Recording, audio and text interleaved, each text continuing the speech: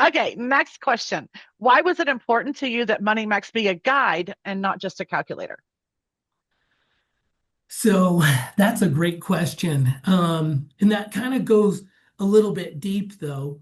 I'm going to go a little bit deep with you on this, and Okay. hopefully, I don't lose people, and we can track and they can track with me. Um, but it had to do with strategy um, and a lot of common sense. Okay. So one thing um, that that I wanted to do with Money Max in creating a guide was the biggest thing is, look, we've all tried weight loss things, right? And the minute you stop using it, they stop, or you buy a, I've been on, or you do. I've been on a diet since second grade, John. Yeah. So I mean, look, everybody does it, right? You want to do something and then you fall off the wagon and it's Hmm. broken, right? Well, that's what we have out there right now, other than Money Max, is financial advice. Look, pay the highest or the lowest balance, pay the highest interest rate, pay the one that you can pay off the fastest, which is the lowest balance, or there's multiple others, solutions and ideas and strategies, and then snowball it and do those things. Well, if you've got a couple $100 left over and you lose your job, or not even lose your job, that one's too big. You have the car breakdown and all of a sudden it's Right. $600-800 repair. Well, if you only had $200 a month in discretionary income, what happened to your plan? Well, most people don't know how to readjust and adjust that plan. Or if, just like in your case, you've got a rental and the rental moves out. Well, what do? You know Right. what I mean? Well, Money Max just, okay, well, that's going to do this. But you can say, hey, look, in Money Max, I can put in, hey, in 6 months, I'll have another renter in there. You know what I mean? I think. Hmm. And put that in there. And what's it going to do? Well, it's not going to do much. You know what I mean? It's going to tell you, hey, Right. it's not that big of a deal. But the biggest thing is, if you don't hold their hand and give them step by step guidance, they just fall off the rails, completely off the rails. And then all of a sudden, we're back to the same rut we were in, and nothing's changed. But when you use Money Max and you're just constantly every month going through, you get out of debt. I mean, literally, Money Max is geared in a strategic way to help you eliminate interest, take out interest, pay the least amount of interest, pay off everything as fast as possible. That is its strategy.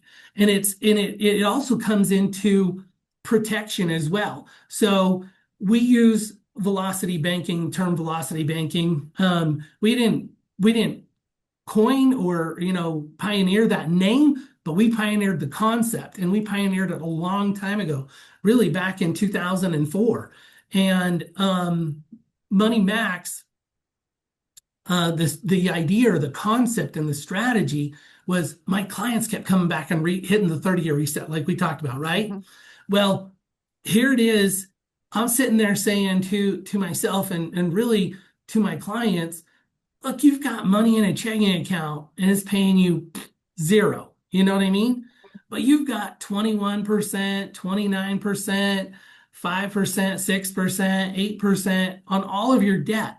You're already obligated to that, right? If you don't make Right. the credit card payment, they're going to sue you and come after you, try to garnish your wages. If you don't make the mortgage, we know what happens there.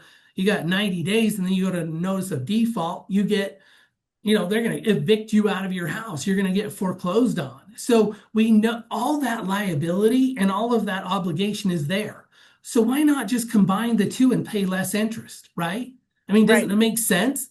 It But does to me. yeah, I mean, okay, 0% over here, no benefit other than you hold my money and allow me to spend it from here. And then over here, you're charging me, bank, all of this money between 4 to, 20, 30% interest. Why not just combine the two and pay less interest in a strategic way? Well, Right. we came up with velocity banking. Well, it was a term that was in the UK. Basically, they had the one account, which is a checking account that is tied to the mortgage. And when you deposit money on your in your checking account, it reduced the interest on the mortgage. When I heard of that, I was like, that is the smartest concept ever. And it's so fair. The bank is like taking really good care of you because your deposits offset what they've already lent you. And it was just such a smart way to do things. But we didn't have anything like that in the US. But what we did have was a home equity line of credit. And actually, it came out even better. Um, so because, the one account was just a mortgage and a checking account in Australia or in the UK. And basically here with a home equity line of credit, we could attack strategically the best debt that was costing you the most interest, that would save you the most interest. You know what I mean? And we could bring that in and then deposit our income.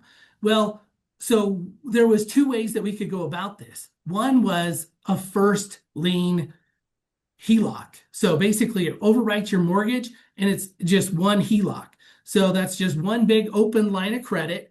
The problem is it's tied to usually prime or maybe an index in the Wall Street Right. Journal or something like that. And so it's on a variable. Why? Because you're always borrowing and repaying money.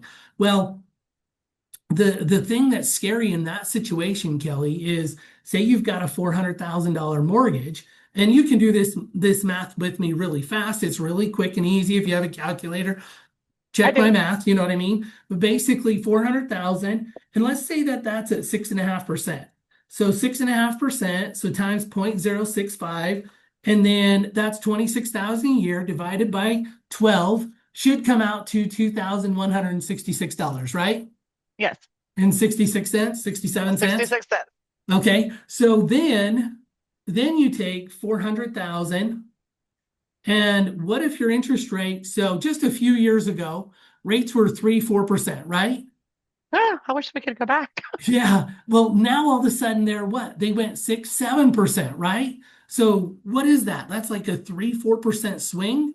Well, let's take that 400,000 and we just did it at 6%. Let's go, or we did 6.5. Let's go up to just even say 8%. So a 1.5% swing. So times that by 0.08, divide that by 12. Your payment just went to 2666 minus the 2166.67. It went up $500. Right. Your interest, just your interest. Went up $500. Yeah. So if you had $200 to $500 in discretionary income, money left over that you didn't have to spend, wasn't claimed by, food, groceries, entertainment, nothing. It was just leftover extra money. You had $200 left over. Well, if I put somebody into that situation and the rates went up just 1.5%, well, now they're in a negative cash flow. So I couldn't do that. You know what I Right. mean? It just didn't make sense. I couldn't put them into a situation where rates are volatile. They go up and down all the time. You know what I mean? Sometimes they're high, sometimes they're low, but a lot of my clients, they're not gamblers. They don't want to risk things. So why does it work? I know the answer, but I want you to explain it. Because when I heard this whole concept, I'm not going to lie, I was angry because my background was in banking. I did home equity lines of credit. I wasn't a mortgage lender, but I was the residential administrator so I knew mortgages and I knew HELOCs. So why does it work? Why does it work if I have a HELOC at say 10% and I have a mortgage at let's just say 5%? Why That is does a great why does question, it Kelly. work? I just want Yeah, to hear I know that why, but is I a want to hear how you say really it. that is a really good question. And that's the question for me was how do I make this work?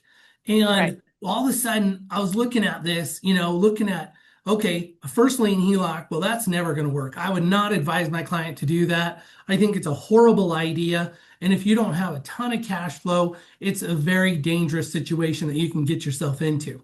And obviously, because we just did the math and we only went up 1.5%, right? Right. Your interest increased $500. Your interest, not your payment, your interest. Just the interest. Actually, yeah. And then actually, if you're just paying interest, what happens to your balance? Nothing. You know what I Nothing. mean? It doesn't go down, it doesn't go up. If you're just paying the interest, you're renting that money from the bank. You're renting your house in another way.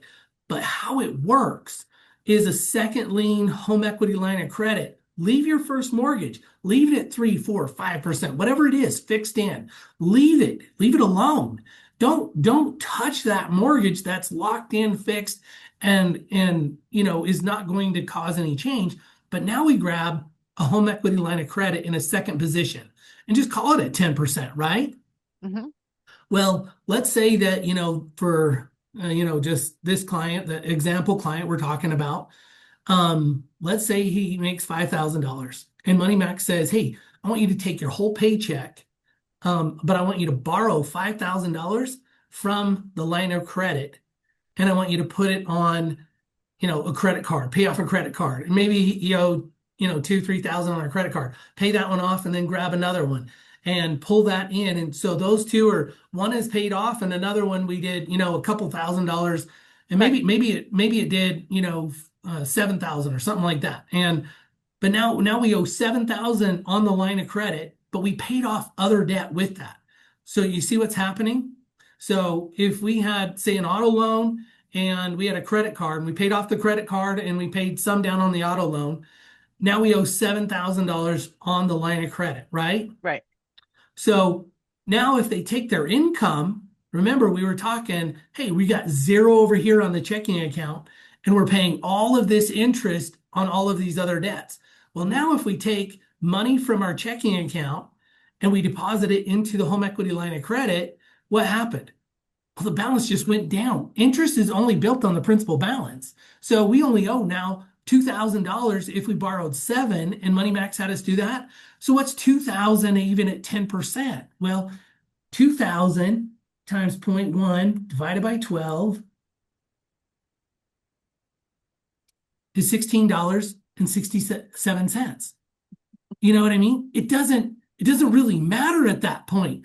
And Right. now you say, well, yeah, but I'm broke. How do I spend my money? That was the paradigm shift that just nailed people. And that's the education that comes across with Money Max. And that is, hey, look, if you owe, say $400,000 on your mortgage and you have $5,000 in the bank, and let's say you bought that house at 100%, that's you owe, you don't have any take equity out of the equation. What's your net worth? Negative 95,000 or negative 395,000, negative 395. So when you deposit your income against that mortgage, well, now when you spend money, you feel broke, which Mm-hmm. you should, now all of a sudden it's like, well, I want to get that thing paid off. I don't like doing this. And all of a sudden, but actually people got really excited to see their mortgage statement because when they would throw that huge chunk of principal on the mortgage, what did it do to their amortization schedule? How much time did it shave off? What is their new principal and interest payment? I mean, it just got exciting. It was like gamifying their finances and making them realize that they can win.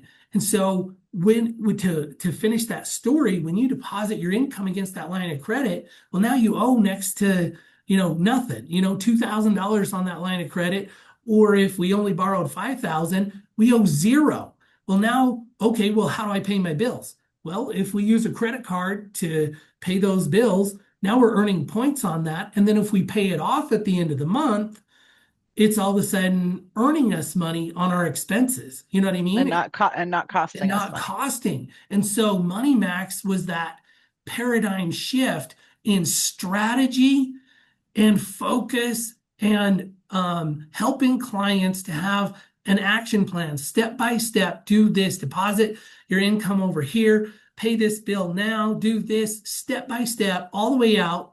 And guess what? It was only maybe 7 to 10, 12 years, total payoff, mortgage, auto loans, credit cards, everything. And then when life adjusts, things change. But the strategy is just so solid. You know what I mean? Right. I just love how you explain that.